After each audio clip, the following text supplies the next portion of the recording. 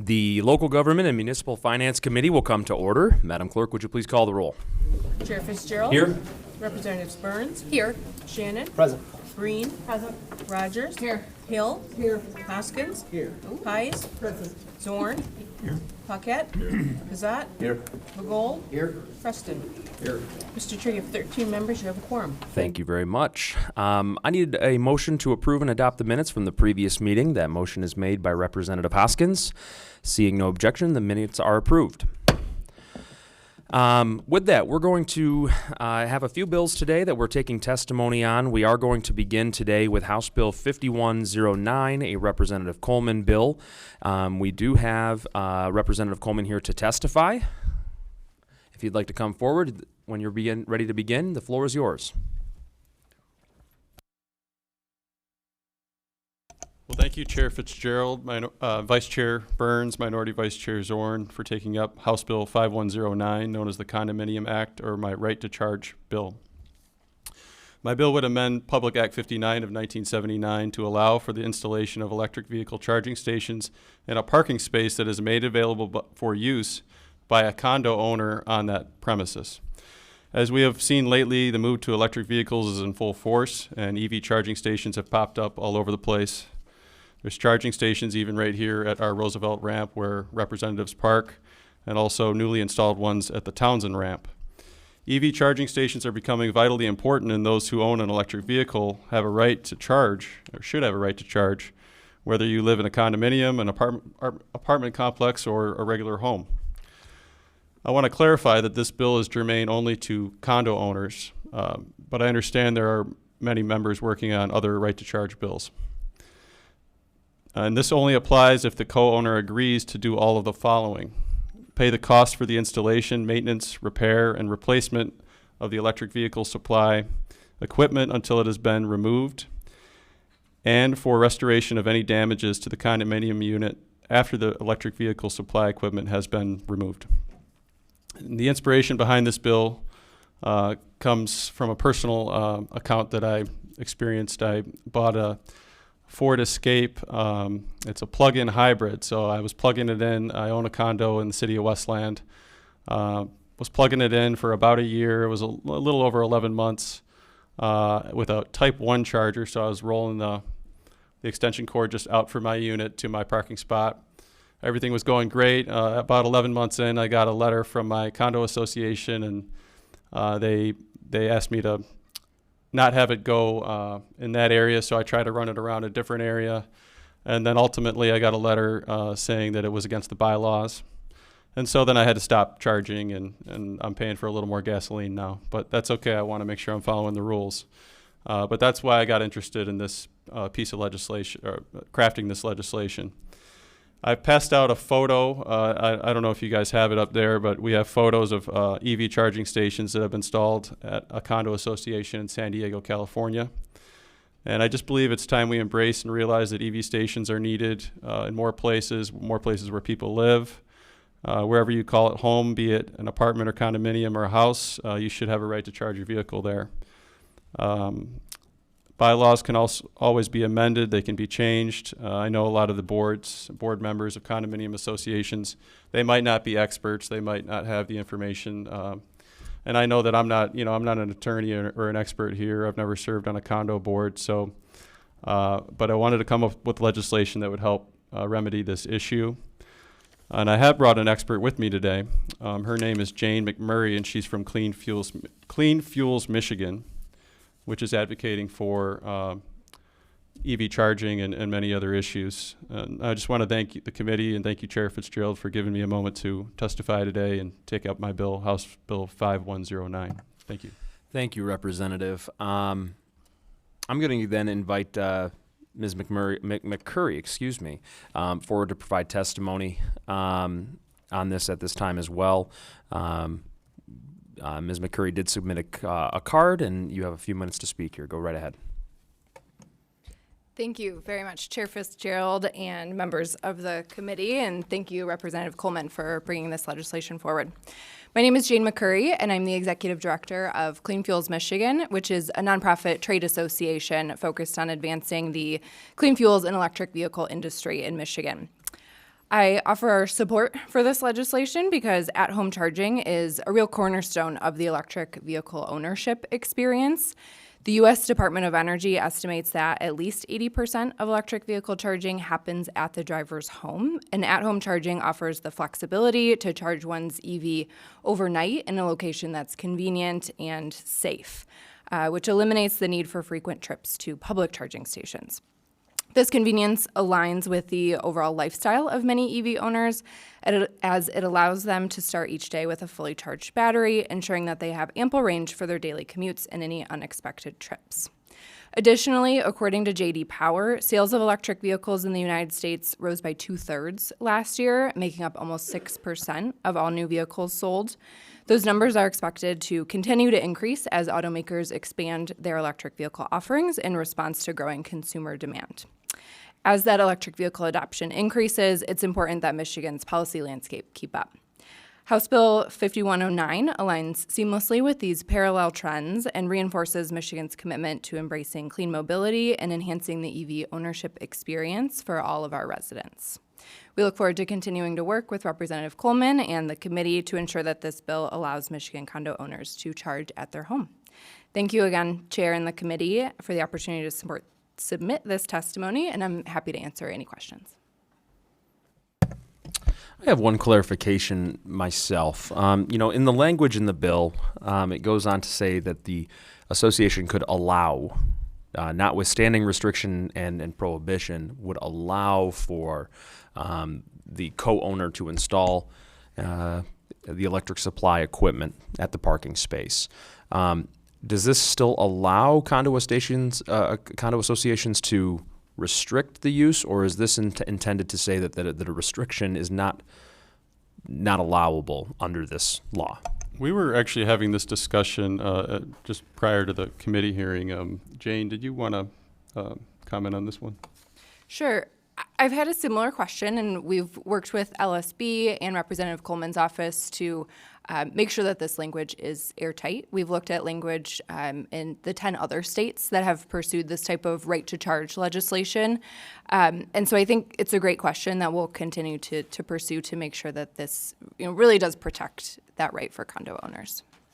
Okay, so that there are still conversations going to ensure that this is meeting that intent of the bill. Because again, as a local government committee here, we're used to enabling legislation, and this seems to enable but not require, just by my own read of the bill. So I would like to have that clarification provided down the line here. We'll get you that, Mr. Chair. Thank you. I do have questions. Representative Preston. Thank you, Chair.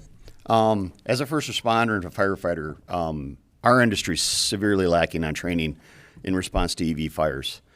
Vehicle trauma and charging are the two areas that the platform is most at risk and most likely to catch fire. You reference a charging station in California, but here in Michigan, where the climate is much different, many of these condominium parking spots are garages, lower floor, enclosed congregate parking beneath the structure itself. You're talking about a car that at maximum temperature and combustion is putting off 5,000 degrees. Concrete destabilizes at about 1,000 degrees Fahrenheit.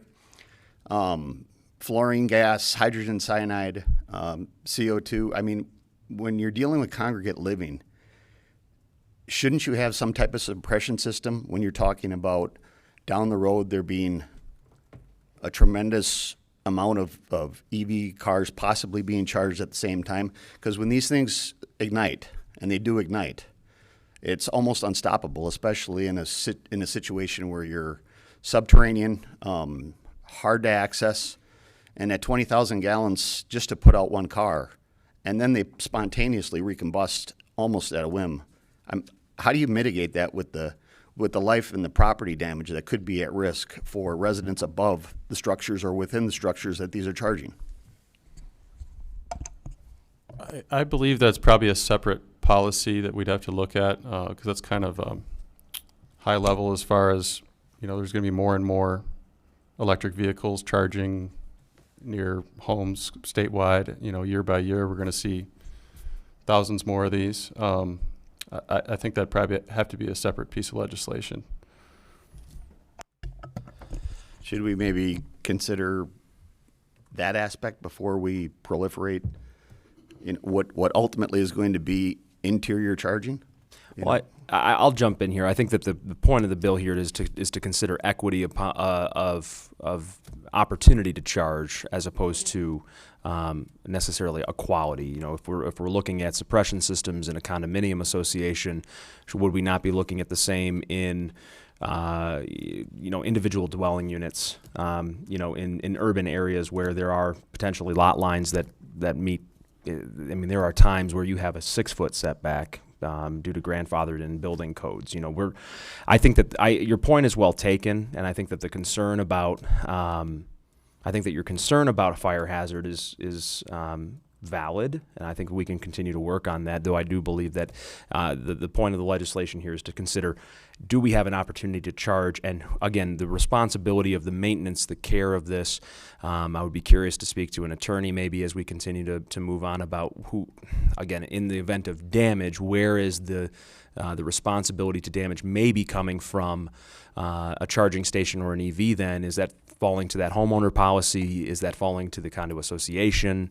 It falls to the co-owner of the unit. Perfect. Yeah. Yep. Thank you. So again, really amplifying that personal responsibility point for that owner of the co-owner in that association. So point is well taken, though. Thank you, Representative Hill. We've had other issues with condos where the question of the under one roof versus the single dwelling, separate dwellings, is that addressed in that bill? The question fundamentally is, the best practice around an apartment building. I'll just use that term. I don't know what the multifamily unit or whatever, but making sure that the multifamily units are taken care of and clearly are going to need different levels of access than a single family home. And how has that been addressed so far, and what do you see in the future? I would defer to Jane on this one, if that's okay.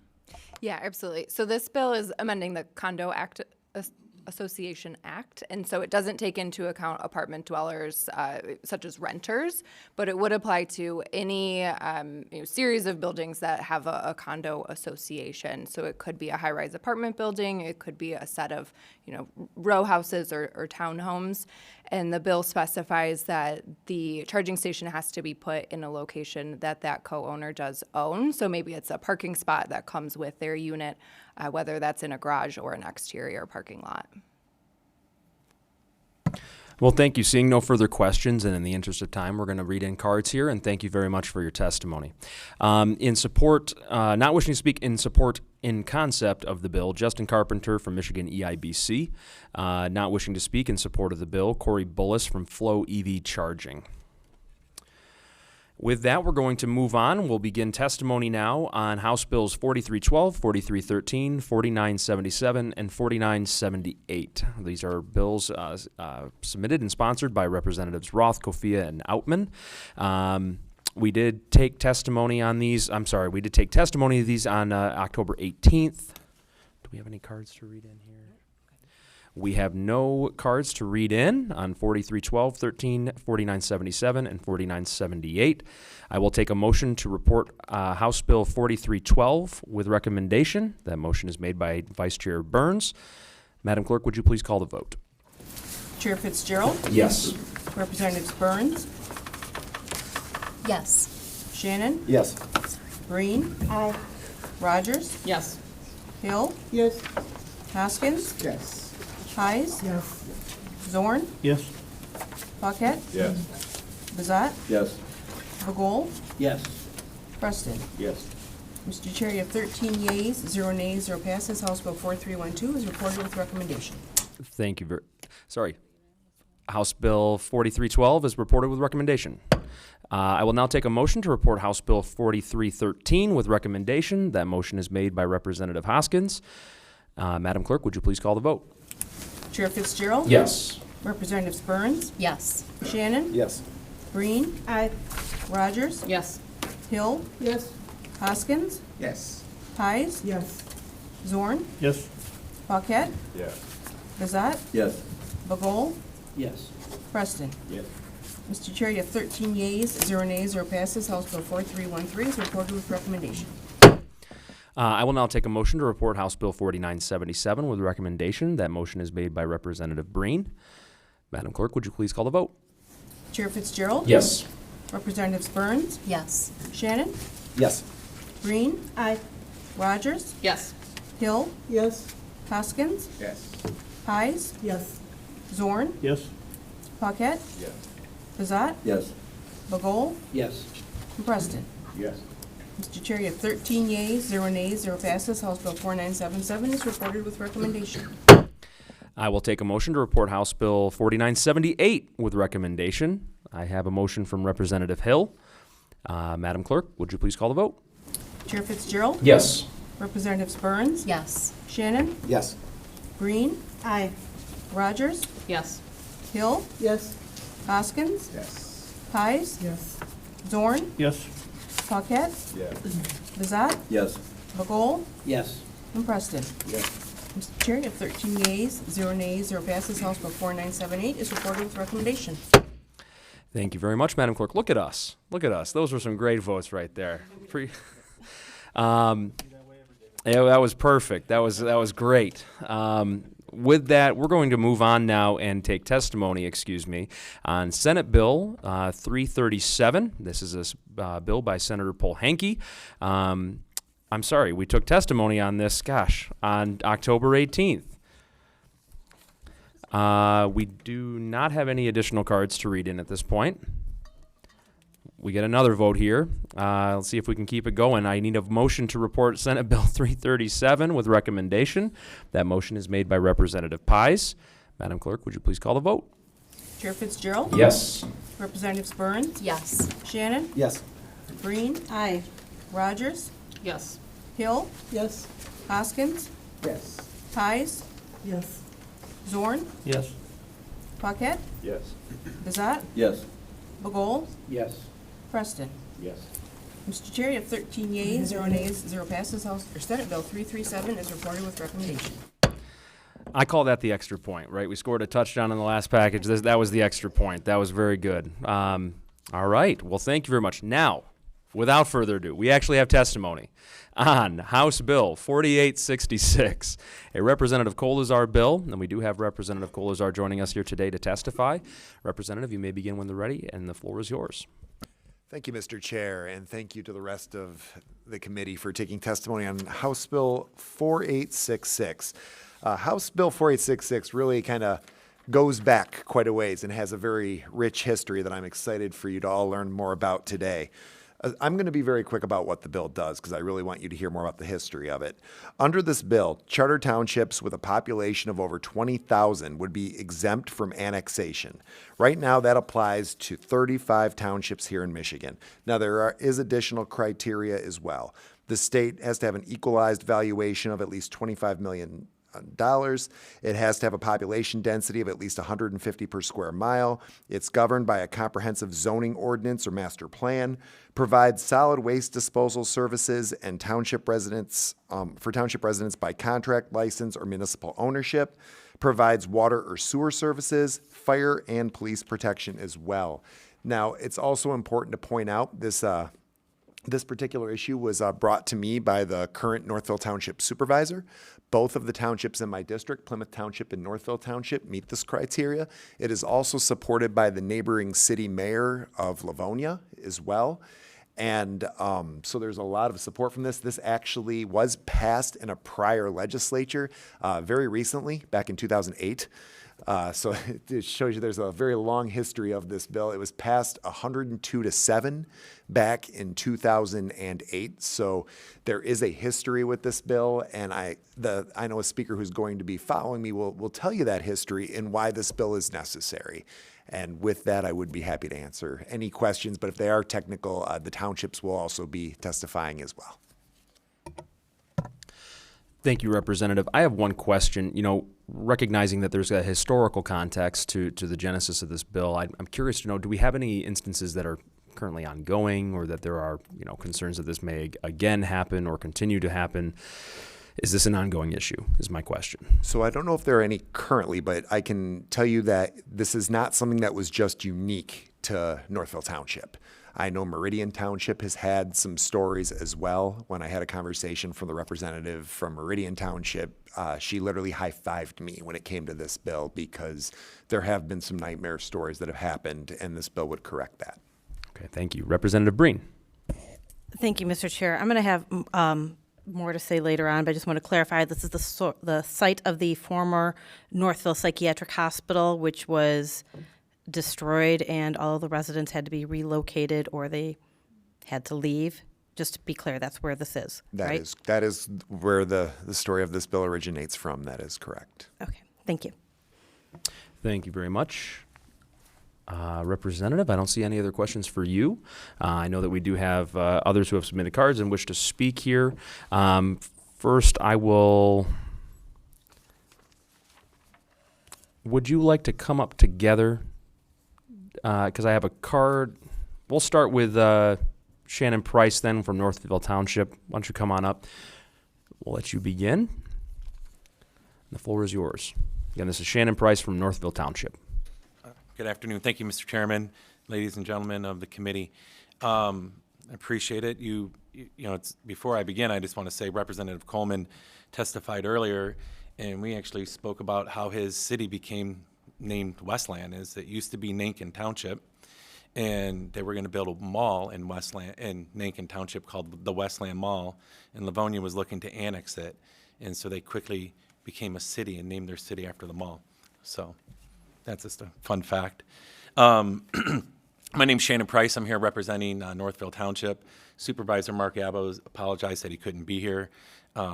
He wanted to be here. It's very important to him, but he asked that I could come and testify on his behalf. And I'll start with what we believe annexation, like what the law is intended for, in our opinion. And that would be more on like a rural township that does not provide essential services. They don't have water, sewer, police, fire, and someone was looking to do economic development.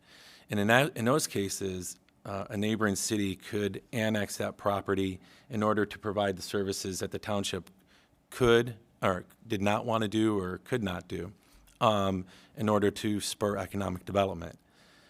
That is not the case when it comes to Northville Township. Northville Township has nearly 30,000 residents, provides police, fire, has infrastructure, trash pickup. Our story begins about 15 years ago in 2007, 2008, when, as Representative Breen brought up earlier, the psychiatric hospital property in Northville Township, which had been vacant for a long time. The state owned it, and it was the most sought after piece of property in southeast Michigan, being at the corner of 7 Mile and Haggerty, right off of 275. That property was bought by a developer. The 414 acres was bought by a developer. Like most developers, they wanted to get the biggest bang for their buck. They were trying to get a lot of density. They wanted to build a lot of commercial, like the size of a 12 Oaks Mall, Summer Place Mall. The township, that far exceeded the township's master plan and where they wanted to go.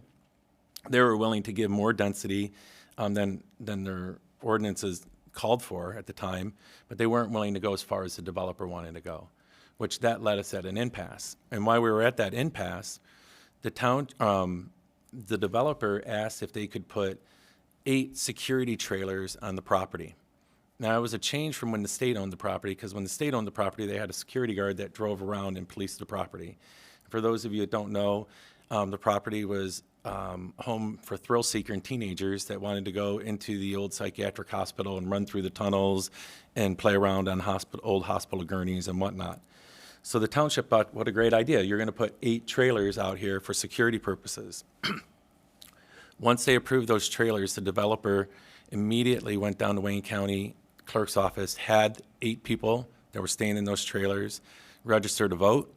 Once they were registered to vote, they petitioned to be annexed into the neighboring city of Livonia, which then created really three battlefronts. You had a legal front: are they registered to vote? Are they really residents?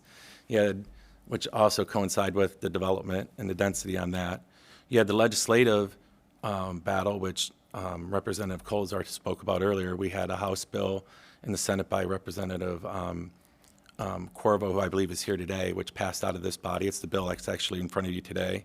And over in the Senate, Bruce Patterson had a package of bills that Patty Burkholz, former senator, had from the west side of the state because her district was being decimated by annexation.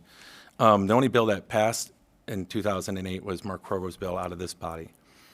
Then the third front was the political front, and that was trying to convince people to turn down annexation. And if you're not familiar with it, the only people that got to vote on this annexation piece, if it was going to be annexed, was the 8 people in those trailers and the people in the city of Livonia. The 28,000 people that live in Northville Township had no voice on whether or not these 414 acres would stay in their community. They had to rely on their neighbor in Livonia. In the end, which by the way also caused problems because in Western Wayne County we have a lot of mutual services. We have, they have mutual aid on police and fire. They have a joint SWAT team. There's a lot of services that the two communities share together. And in the end, it's the first time that I'm aware of that the voters in Livonia rejected annexing the land. I think it was 56 to 44 was the percentage. It's the first time that I know, and I contested annexation, that the voters actually rejected it. And I think they understood because it wasn't a good neighborly thing to do.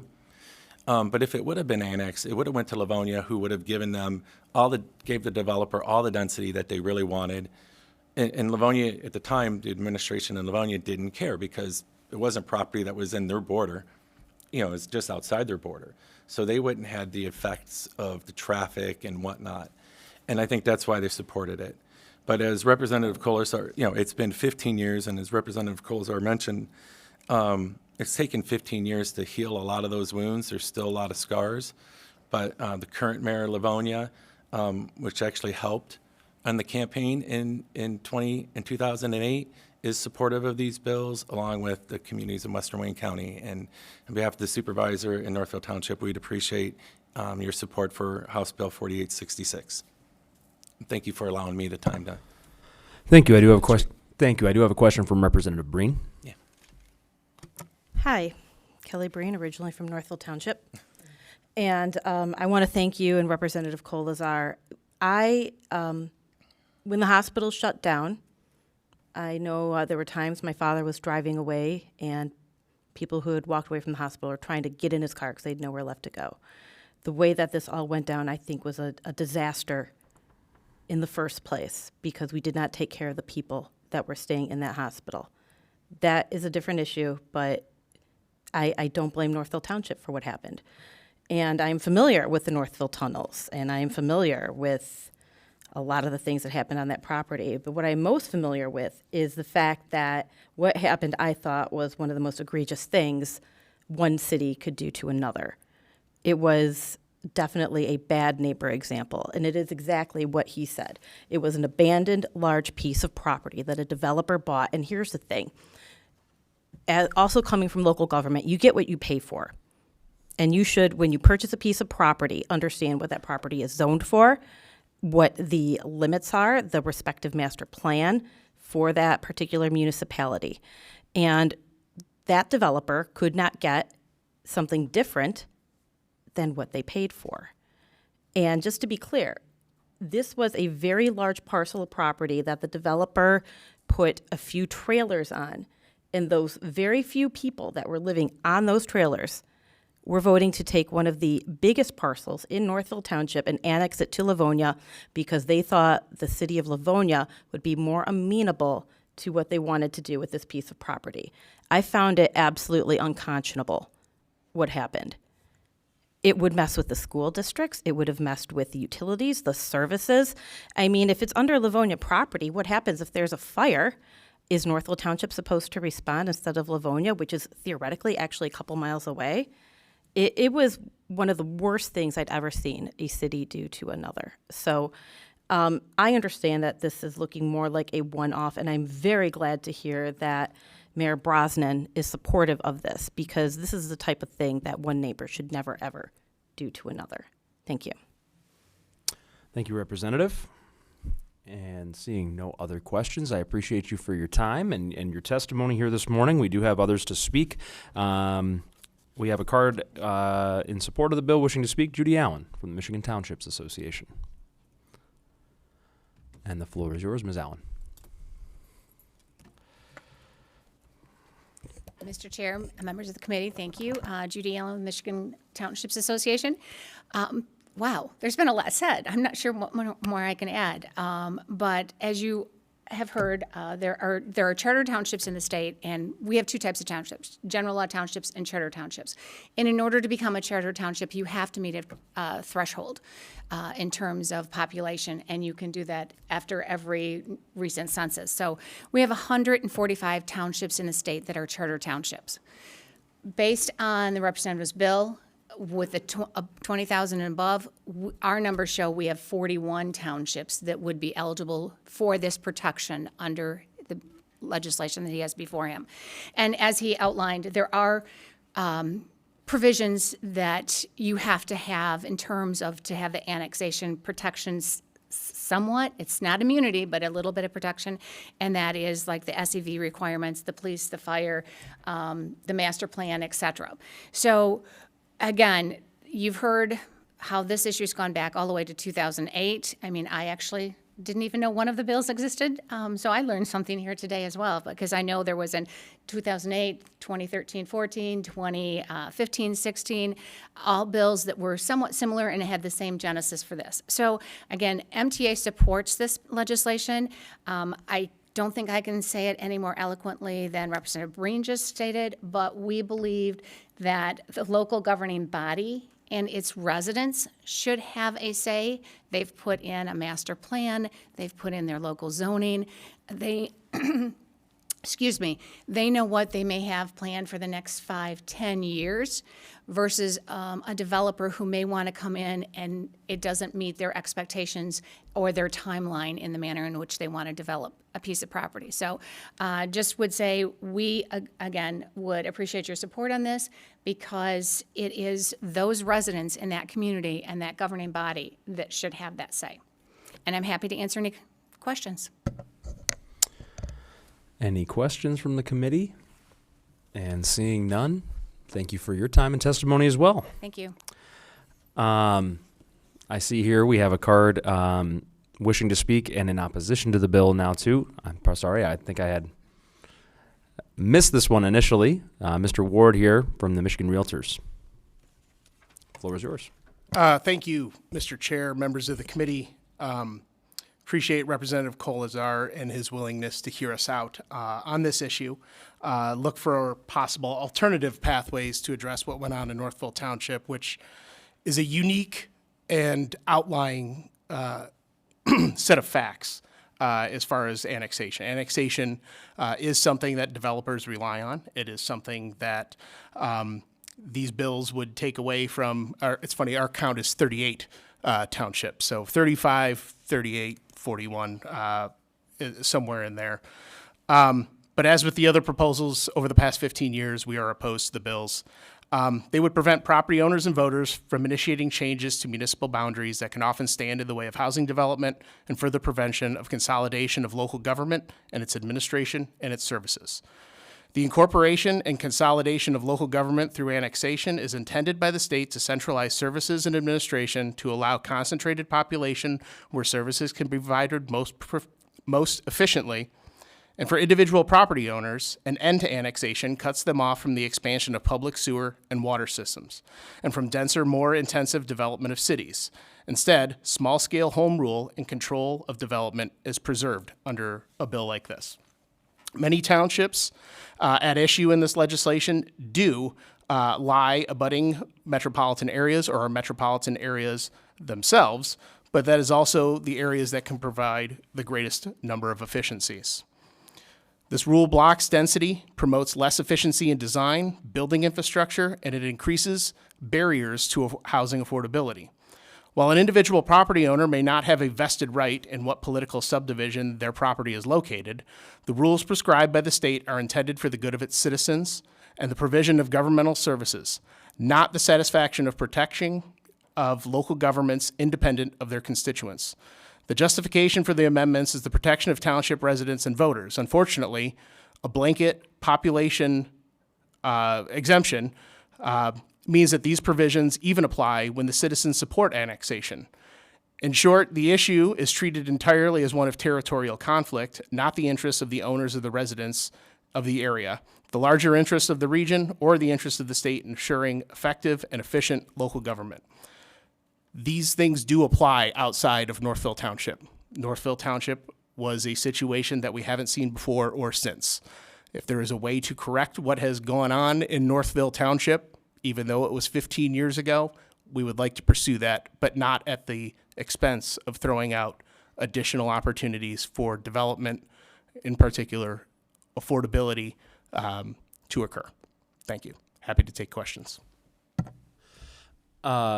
With regard to the development piece of this, I am curious to know, clearly you stand here as a realtor or representing the Michigan Realtors, is this mostly, or is this potentially mostly used for dwelling units or commercial uses, or both? It's both. The answer to that is both. And a lot of times these projects do involve greater density. They're mixed use, things that oftentimes the township won't allow for, but the city is welcoming and embracing of. Someone asked the question earlier how often this is used. It comes up every 2 or 3 years, not in an instance of, people moving folks into an area that is meant for, to try and game a system. 425 agreements have become more popular in terms of sharing services and things like that, where the land isn't actually annexed but is provided services by the city. So there are ways around this. It still does happen. It is still a tool that is available that we would like to see preserved. Okay. Representative Pies. Thank you, Mr. Chair. So, leaving everything the way it is right now, and as it was in Northville Township, a development then could almost annex itself, but then the city that it is in, or the township, would lose the revenue. I'm wondering who would give the tax abatements then. I'm thinking of the financials here of saying, okay, we're going to go to that city, and suddenly you sold a property to someone that you thought you were going to get tax revenue from, and suddenly you're not.